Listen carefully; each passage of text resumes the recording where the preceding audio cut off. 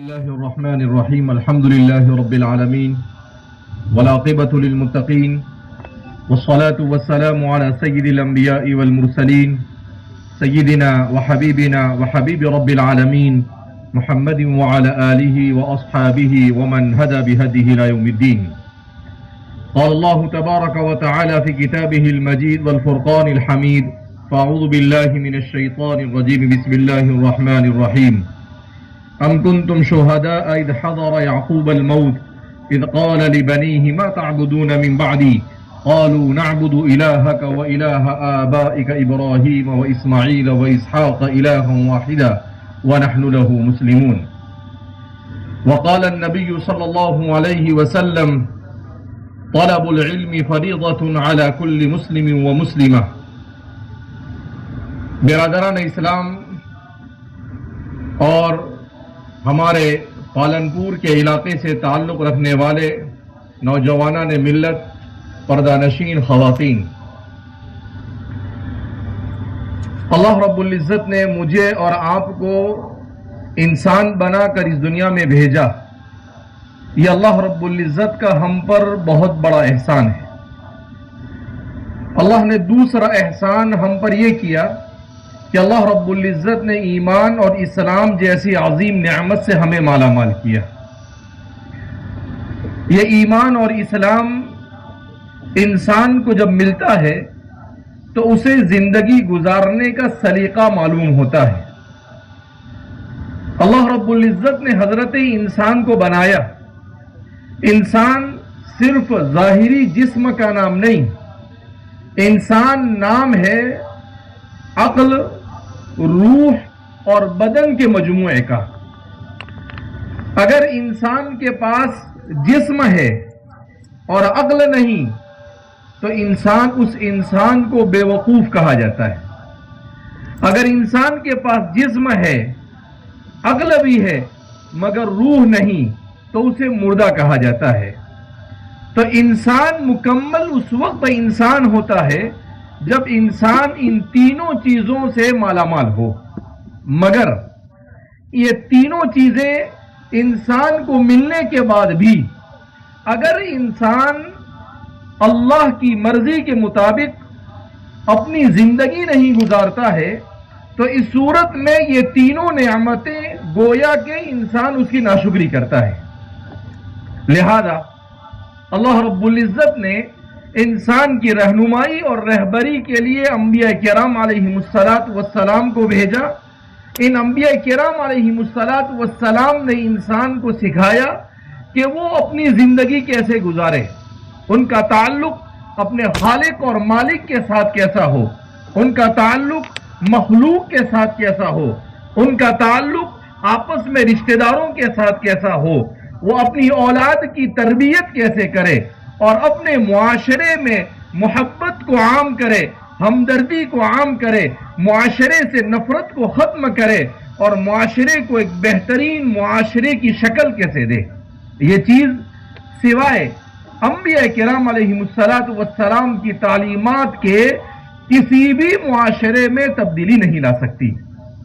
آپ دیکھیں گے ہم جس دور سے گزر رہے ہیں یہ سائنس اور ٹیکنالوجی کا ایسا دور ہے جس میں یہ معلوم کرنے کی کوشش کی گئی کہ انسان کا دماغ کیسے کام کرتا ہے، انسان کا دل کیسے کام کرتا ہے، انسان کا بدن اور اس کی باڈی کیسے کام کرتی ہے، اور یہ زمین کیسے چل رہی ہے، اس میں ہوائیں کیسے چلتی ہے، بارش کیسے آتی ہے اور آکسیجن کا کیا نظام ہے. بہت کچھ تحقیقات سامنے آئی.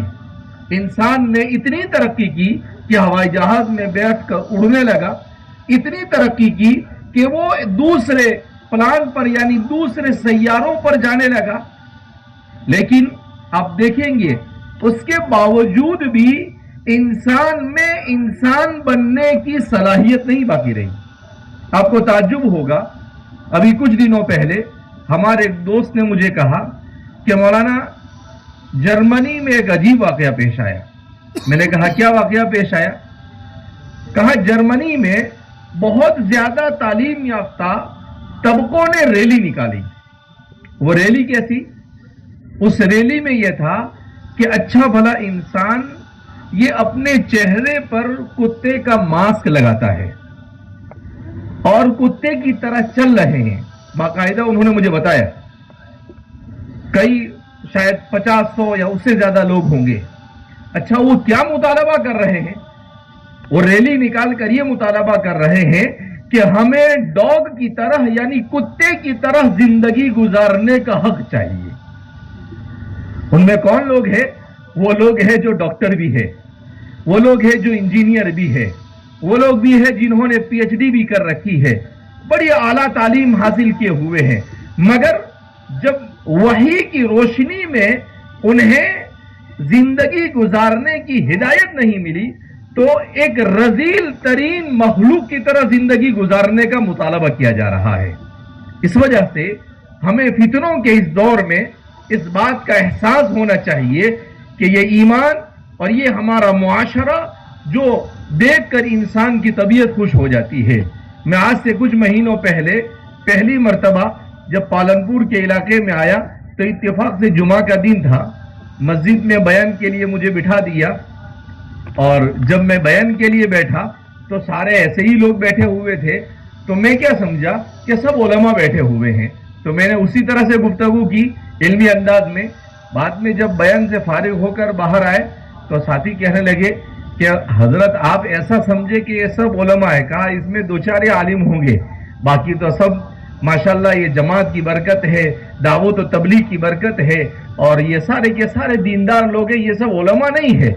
تو مجھے بڑی خوشی ہوئی کہ الحمدللہ 2024 اور 25 میں بھی پورے اسلامی تشخص کے ساتھ اس ملک کے اندر میں مسلمان زندگی گزار رہا ہے.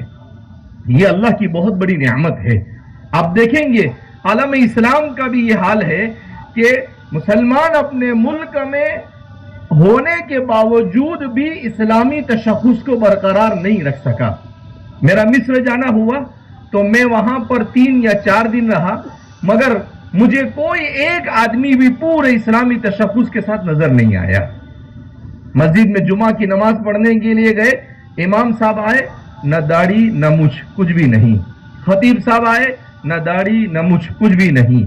میں نے کہا کہ ہمارے یہاں تو کوئی اگر داڑھی کاٹا ہوا بھی مصلی پر کھڑا ہو گیا تو اس کو پکڑ کر پیچھے کھینچ لیا جاتا ہے کہ بھائی آپ کے پیچھے نماز مکروہ ہوتی ہے، آپ کے پیچھے نماز مکروہ تحریمی ہے، اور یہاں پر تو کوئی اس کا فرق نہیں پڑتا ہے. تو یہ جو چیزیں اللہ نے عطا فرمائی ہے، ان چیزوں کو برقرار رکھنا یہ آج کے ماں باپ اور آج کے نوجوانوں کا فریضہ ہے. اب ان چیزوں کو ہم کیسے برقرار رکھ سکتے ہیں؟ تو جیسا کہ ابھی آپ نے سنا، سر نے بتایا کہ 10 سال پہلے اس علاقے کے اندر میں کیا صورتحال تھی اور 10 سال کے بعد کیا صورتحال ہوئی. اللہ رب العزت نے اس دین کی حفاظت کی ذمہ داری لی ہے. انا نحن نزلنا الذکر وانا له لحافظون. تو اللہ رب العزت ہر زمانے میں لوگوں کو کھڑا کرتے ہیں، اور کچھ افراد ایسے معاشرے میں کھڑے ہوتے ہیں جو مکمل دین کی حفاظت کا بیڑا اٹھاتے ہیں. یہ سلسلہ حضرت عمر ابن عبدالعزیز سے لے کر آج تک ہزاروں علماء ربانیین جن کو مجددین کہا جاتا ہے، کوئی کہتا ہے کہ صدی میں 1 آتے ہیں، کوئی کہتا ہے 2 آتے ہیں، کوئی کہتا ہے جماعت کی صورت میں بھی آ سکتے ہیں، ہر علاقے میں الگ الگ مجددین بھی ہو سکتے ہیں. تو اللہ نے بیڑا اٹھایا ہے کہ یہ دین قیامت تک باقی رہے گا اور یہ دین ختم ہونے والا نہیں ہے.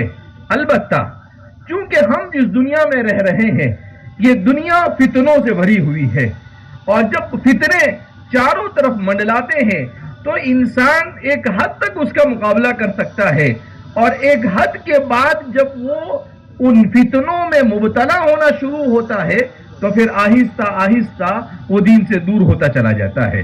کیوں کہ انسان ہمیشہ ایک ہی حالت میں رہے یہ ضروری نہیں ہے، کبھی بھی کچھ بھی ہو سکتا ہے. لہذا اس بنا پر ہمارے لیے سب سے بڑا چیلنج اس زمانے میں کیا ہے؟ ہمارا سب سے بڑا چیلنج یہ ہے کہ ہمارا اور ہماری موجودہ اور آئندہ آنے والی نسلوں کے ایمان کو کیسے بچایا جائے. اس لیے کہ یہ آسان نہیں ہے. میں اور آپ اچھی طرح سمجھ سکتے ہیں فتنوں کے اس دور میں کہ یہ آسان کام نہیں ہے. آپ دیکھتے ہیں اللہ کے رسول صلی اللہ علیہ وسلم نے ارشاد فرمایا یصبح الرجل مؤمنا ویمسی کافرا، ایک زمانہ ایسا آئے گا کہ صبح میں آدمی مومن ہے اور شام ہوتے ہوتے کفر کی وادی میں بھٹک جائے گا۔ ایک زمانہ ایسا آئے گا، حضور فرماتے ہیں آدمی شام کو مومن ہوگا اور صبح ہونے سے پہلے کافر بن جائے گا، وہ ایمان اور اسلام سے خارج ہو جائے گا۔ جب اس حدیث کو بخاری میں پڑھا رہا تھا تو مجھے تعجب ہوا، میں سوچنے لگا کہ نیند کی حالت میں اور سوتے سوتے آدمی ایمان سے کیسے نکل جائے گا۔ لیکن جب میں نے غور کیا تو اللہ رب العزت نے عجیب نقطہ ذہن میں ڈالا۔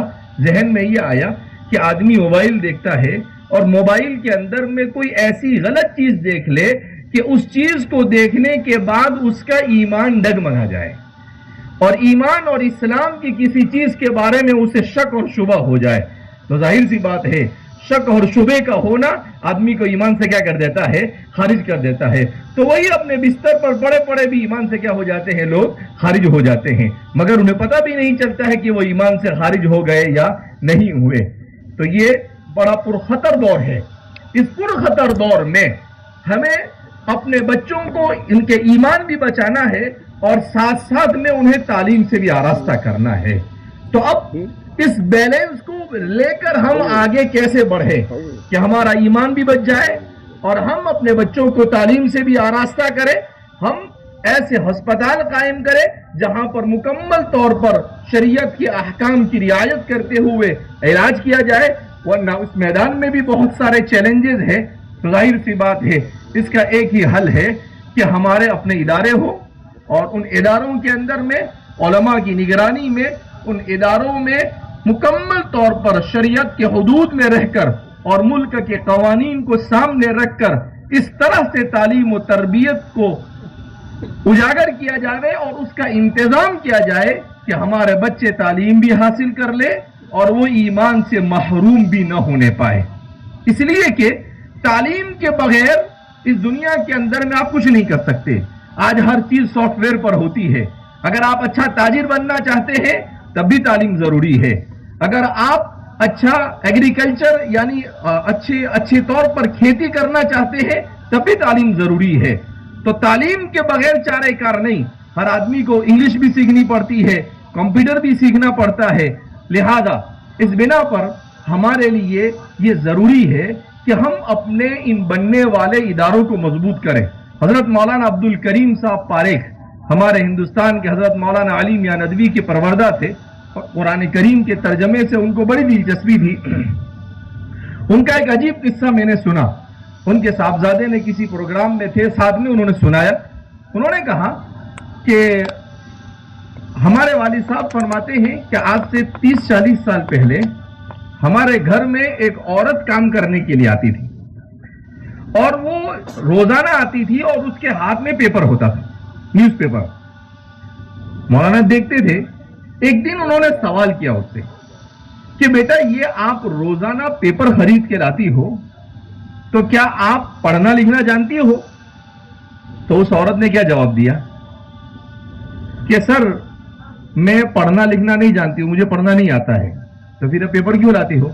کہا یہ میری قوم کے لوگ نکالتے ہیں، میں 1 روپے کا یہ خریدتی ہوں اور مجھے یہ کہا گیا کہ اس میں سے آدھا روپیہ یعنی 50 پیسے چھاپنے میں خرچ ہوتے ہیں اور 50 پیسے بچوں کی اپنے سماج کے بچوں کی تعلیم کے اوپر خرچ ہوتے ہیں۔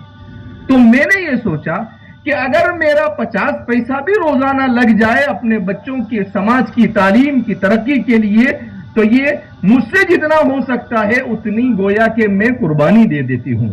اس وجہ سے اس پیپر کو میں خرید کر لاتی ہوں، اگرچہ شام کو اس کو کوڑادان کے اندر میں اور کچرے کے ڈبے میں پھینک دیتی ہوں، لیکن میں اس لیے خوش ہوں کہ میں اپنے سماج کے لیے جو اپنے سے ہو سکتا ہے وہ کر رہی ہوں۔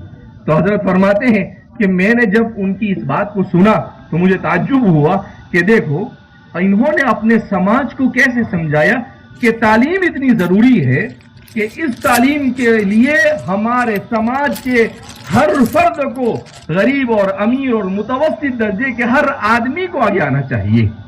اس کا نتیجہ کیا ہوا؟ مولانا کے لڑکے خود فرماتے ہیں کہ اس کا نتیجہ یہ ہوا کہ 40 سال کے بعد اس سماج کا 85% بچے یہ تعلیم یافتہ ہو گئے۔ اور تعلیم سے آراستہ ہو گئے اور بڑے بڑے عہدوں کے اندر میں فائز ہو گئے. تو کہا دیکھو 30-40 سال ان کے سماج کے ہر آدمی نے قربانی دی تو ایک نتیجہ یہ سامنے آیا کہ وہ تعلیم سے آراستہ ہو گئے. لہذا اس بنا پر مشائخ فاؤنڈیشن کی طرف سے یہ جو پورا نظام بنایا جا رہا ہے اس کا مقصد یہی ہے کہ ہم علماء کی نگرانی میں عصری تعلیم کا ایسا انتظام کیا جائے کہ ہمارے بچوں کا ایمان بھی بچے اور ایمان کے بچنے کے ساتھ ساتھ میں وہ بہترین قسم کی تعلیم حاصل کرے. یہاں پر میں نے ہمارے مشائخ فاؤنڈیشن کے ذمہ داران مصطفیٰ بھائی اور بلال بھائی اور ان کے احباب سے یہ بھی گزارش کی ہے کہ ایک بہترین مسجد ہونی چاہیے, اس کے ساتھ میں ایک مدرسہ بھی ہونا چاہیے تاکہ ماحول فراہم کیا جائے. ہمارے والد صاحب فرماتے ہیں کہ حضرت قاری صدیق صاحب باندھوی رحمۃ اللہ علیہ نے انہیں مشورہ دیا کہ آپ عصری تعلیم دینی ماحول میں شروع کرو. تو والد صاحب نے کہا کہ حضرت مفتی لوگ فتویٰ دینا شروع کر دیں گے کہ بھائی یہ مولوی نئی بدعت کہاں سے اٹھا کے لایا. تو حضرت قاری صدیق صاحب باندھوی رحمۃ اللہ علیہ نے کہا کہ دیکھو میری آنکھ یہ دیکھ رہی ہے کہ اگر ہم نے عصری تعلیم دینی ماحول میں فراہم نہیں کی تو ہمارے بچے فتنہ ارتداد میں مبتلا ہو سکتے ہیں. اگر اللہ کل قیامت کے دن ہم سے پوچھے گا کہ فتنہ ارتداد کے دہانے پر کھڑے ہوئے اپنے نوجوانوں کے لیے تم نے کیا کیا تو ہم کوئی جواب نہیں دے سکتے ہیں.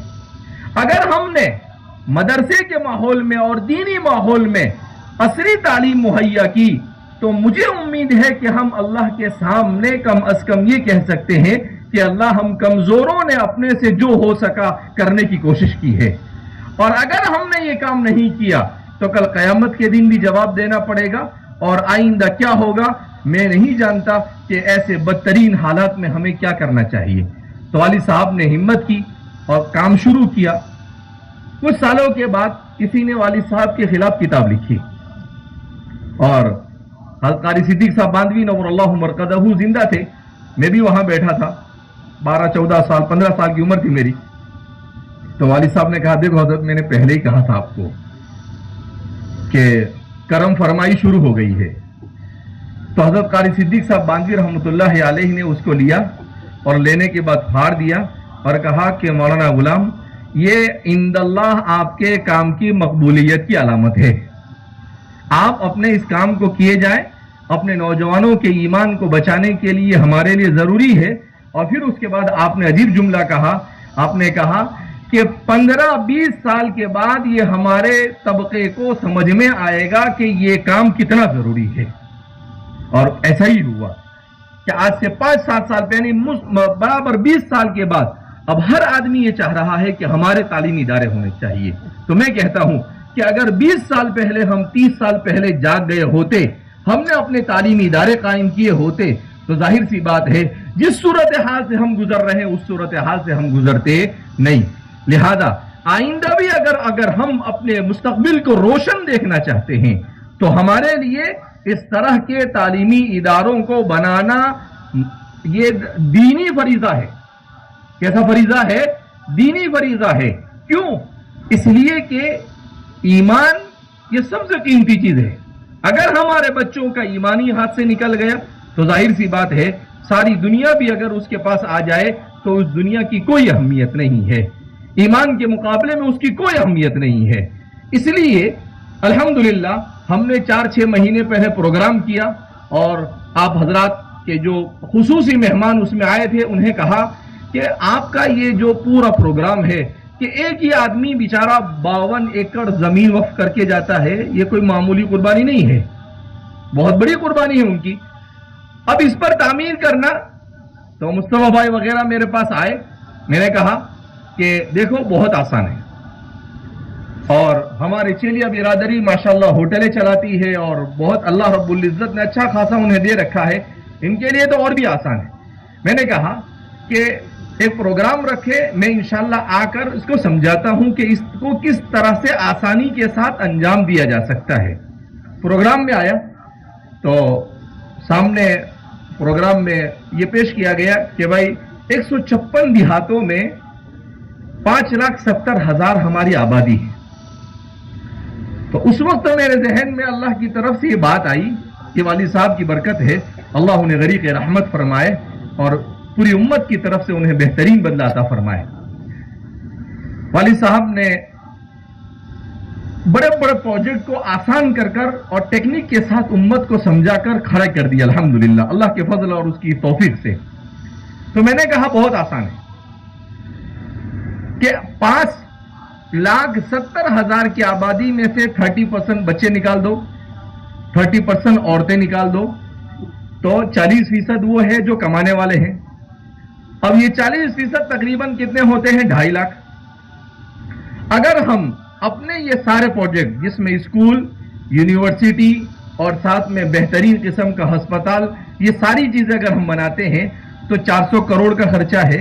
میں نے کہا کہ 2.5 لاکھ آدمی، ہر آدمی اگر 16,000 روپے دیتا ہے تو یہ پروجیکٹ ہمارا آسانی سے کیا ہو جاتا ہے؟ کھڑا ہو جاتا ہے۔ پھر ابھی یہاں پر بیٹھے بیٹھے ذہن میں میرے بات آئی کہ بھائی عورتیں بھی آئی ہوئی ہے تو ظاہر سی بات ہے انہیں کیوں محروم کیا جائے؟ اللہ کے رسول صلی اللہ علیہ وسلم سے عورتوں نے شکایت کی کہ آپ مردوں میں تقریر کرتے ہیں، مردوں میں آپ ضرورت ہوتی ہے تو ان کے پاس سے چندہ بھی جمع کرتے ہیں، عورتوں میں نہیں کام کرتے ہیں۔ تو اللہ کے رسول صلی اللہ علیہ وسلم نے کہا کہ چلو ٹھیک ہے، ہم آج عورتوں میں بھی تقریر کریں گے۔ پھر آپ صلی اللہ علیہ وسلم گاہے بگاہے عورتوں میں تقریر کرتے تھے۔ حضرت ابو ہریرہ رضی اللہ تعالیٰ عنہ فرماتے ہیں کہ ایک مرتبہ مال کی ضرورت پیش آئی تو اللہ کے رسول صلی اللہ علیہ وسلم نے عورتوں سے کہا کہ بھائی تم بھی اللہ کے راستے میں دو، مثل الذین ينفقون اموالهم فی سبیل اللہ، اللہ کے راستے میں دو گے تو اللہ تمہیں بھی عطا کرے گا۔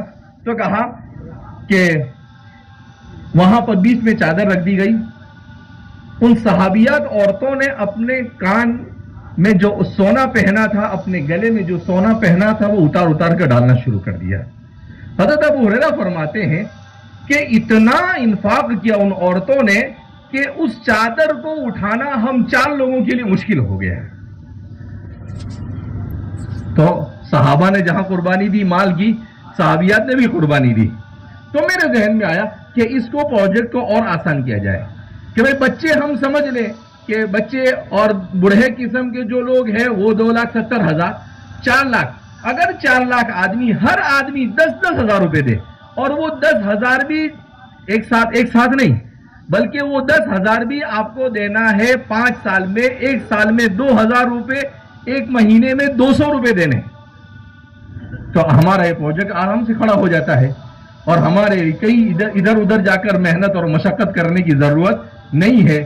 تو الحمدللہ اس طرح سے اسکول ہماری کھڑی ہو گئی اور ہمارا فاؤنڈیشن بھی۔ ابھی میں نے مصطفیٰ بھائی سے پوچھا، میں نے کہا کہ بھائی آپ کی برادری میں لوگوں کو گٹکا کھانے کا بہت شوق ہے، ہر آدمی گٹکا کھاتا ہے، تو میں نے کہا کہ بھائی کتنے کا گٹکا کھاتا ہوگا ایک آدمی 1 مہینے میں؟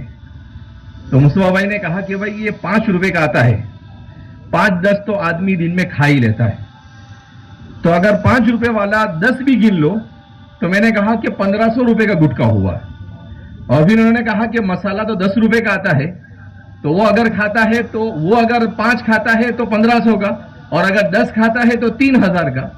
تو میں نے کہا اور بھی آسان ہو گیا، آپ جو گٹکا کھاتے ہیں اس گٹکے والی رقم میں سے آپ 200 روپے یا 300 روپے نکال کر دیں تو وہ آپ کے تھوک سے یہ پورا پروجیکٹ کھڑا ہو جائے گا۔ آپ سے الگ سے پیسے نہیں مانگ رہے کہ بھئی آپ 1,500 روپے کا جو گٹکا کھاتے ہیں تو اس مہینے سے اب 1,200 کا کھانا شروع کر دو، اور وہ 300 روپے کہاں دے دو، آپ ادھر دے دو، تو آسانی کے ساتھ۔ تو اس لیے اپنے بچوں کا ایمان، ہمارا اس ملک کے اندر میں مستقبل، یہ سارے چیلنجز کا مقابلہ کرنا ہمیں اپنی اجتماعیت کے ساتھ ہی اس کا مقابلہ کرنا پڑے گا، ایسے ہم نہیں مقابلہ کر سکتے ہیں۔ الحمدللہ انتم الاعلون ان کنتم مؤمنین، اللہ کا فضل ہے، اس کا احسان ہے، مگر دنیا میں اسباب کا اختیار کرنا بھی کیا ہے؟ ضروری ہے۔ اسی لیے حضرات انبیاء کرام علیہم الصلاۃ والسلام نے اپنی اولادوں کی ایمان کی فکر کی۔ میں نے قرآن کی جو آیت پڑھی آپ کے سامنے، قرآن صاحب سوال کرتا ہے، کیا کہتا ہے؟ ام کنتم شہداء، کیا تم حاضر تھے اذ حضر یعقوب الموت، جب یعقوب علیہ الصلاۃ والسلام کو کیا آئی؟ موت قریب آ گئی، موت کا وقت قریب آیا۔ تو پھر اس کے بعد قرآن کہتا ہے اذ قال لبنی، انہوں نے اپنے بیٹوں سے کہا ما تعبدون من بعدی، میرے بعد تم کس کی عبادت کرو گے؟ انہوں نے ایسا نہیں کہا کہ میرے بعد ہوٹل کیسے چلاؤ گے، انہوں نے ایسا نہیں کہا کہ میرے پاس دنیا کیسے کماؤ گے، انہوں نے ایسا نہیں کہا کہ میرے پاس زندگی کیسے گزارو گے، ما تعبدون من بعدی، ان کے ایمان کی فکر کی. وہ بھی انبیاء کی اولاد تھی. قالوا نعبد الہک و الہ آبائک ابراہیم و اسماعیل و اسحاق الہا واحدا، کہا ہم اپنے آباء و اجداد کے معبود کی، اسماعیل، ابراہیم اور اسحاق کے معبود جو ایک معبود ہے اس کی عبادت کریں گے. اس کے بعد حضرت ابراہیم علیہ السلام اور حضرت یعقوب علیہ السلام کا انتقال ہو گیا. وہ اس اطمینان کے ساتھ اس دنیا سے گئے کہ الحمدللہ میرے بچوں کا ایمان مضبوط ہے، ان کا ایمان ڈگمگا رہا نہیں ہے. تو ہمیں بھی اس کی فکر کرنی ہے، اور اس فکر کے لیے ہم سب کو مل کر اس پروجیکٹ کے اندر میں شریک ہونا ضروری ہے. اور انشاءاللہ جیسا کہ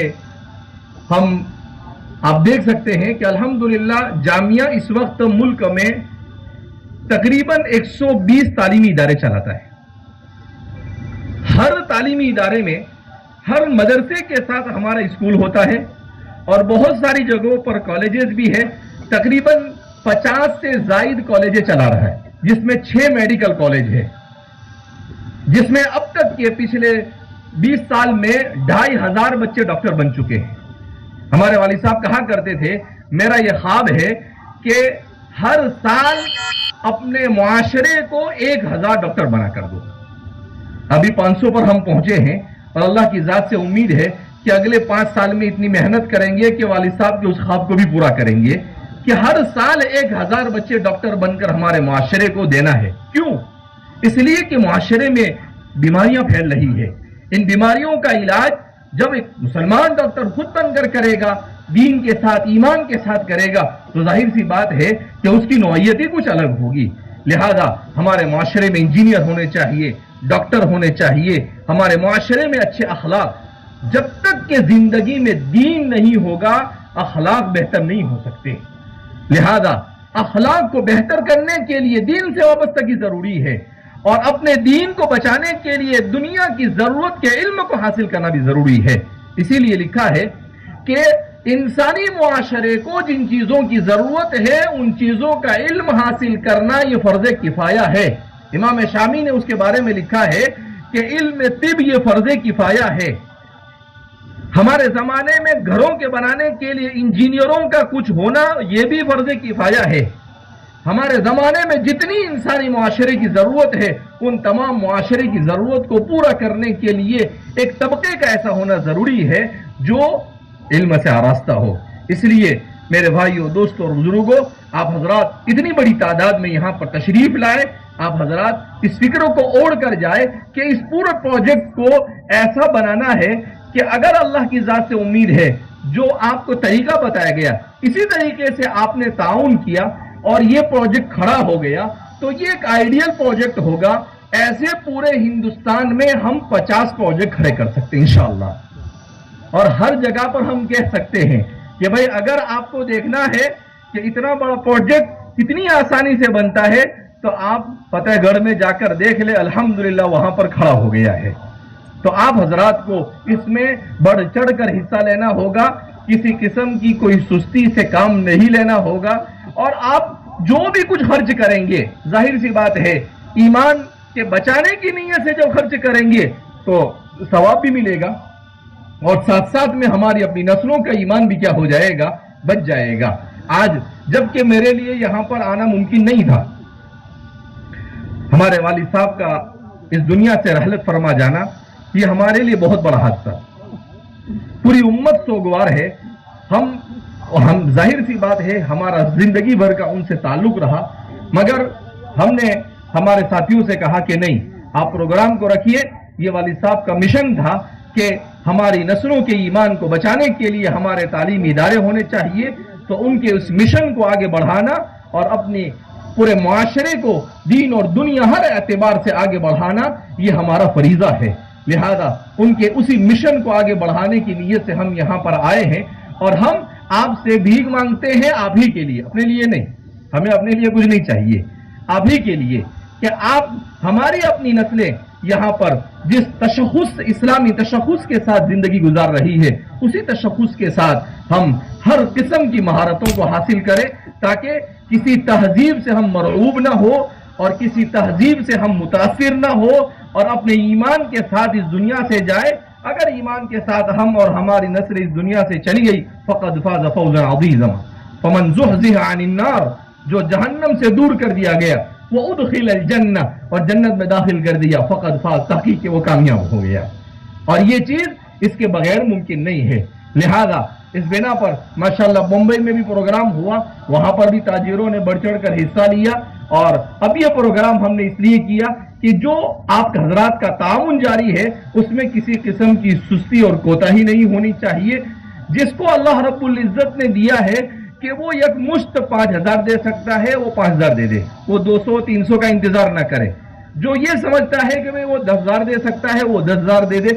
تو جس سے یکمشت جو ہو سکتا ہے وہ دے دے، تاکہ کسی طریقے سے ہم جلد از جلد اپنے اس پروجیکٹ کو پورا کرنے میں کامیاب ہو. اور الحمدللہ علاقے کے علماء سے ہم مستقل رابطے میں ہیں اور ان سے ہم مطمئن کر رہے ہیں کہ انشاءاللہ چونکہ ہمارے پاس خود میڈیکل کالج ہے، ڈاکٹروں کو، اچھے ڈاکٹروں کو لانا اس کی بھی ہماری ذمہ داری، اچھے ٹیچروں کو لانا اس کی بھی ہماری ذمہ داری. اور انشاءاللہ سر بھی ہمارا اسکول جب بن جائے گا تو ہمارے طلباء کی تربیت کے لیے اور ان کو انگریزی اچھی سکھانے کے لیے، اسپیکنگ انگلش وغیرہ کے لیے سر بھی بار بار یہاں پر آتے رہیں گے. اور بھی بہت سارے ماہرین کو یہاں پر لانے کا ہم پروگرام کرتے ہیں. بہرحال ہمارا مقصد صرف ایک ہی مقصد ہے کہ ہمیں اپنی نسلوں کو فتنہ ارتداد سے بچانا ہے. تو آپ سب حضرات اس کے لیے متفق ہے بھائی؟ ماشاءاللہ آپ اتنی فکروں کے ساتھ یہاں آئے، گرمی کے اس موسم میں یہاں پر آپ بیٹھے ہوئے ہیں پوری فکر کے ساتھ. لہذا اس بنا پر میں اپنے دعا کے لیے ہم بات کریں اس سے پہلے میں مصطفیٰ بھائی سے کہوں گا کہ 2-4 منٹ آپ حضرات کے سامنے کچھ بات کہہ دے کہ بھائی یہاں ترتیب بنائی گئی ہے، آپ ابھی نقد جو بھی اپنے طرف سے تعاون دینا چاہیں دیں، تاکہ نیکی میں دیری نہیں ہونی چاہیے. جیسے آپ کا ذہن بنا فوراً آپ سے جو ہو سکتا ہے آپ تعاون پیش کریں، اور اس کے بعد انشاءاللہ دعا ہوگی اور مجلس کا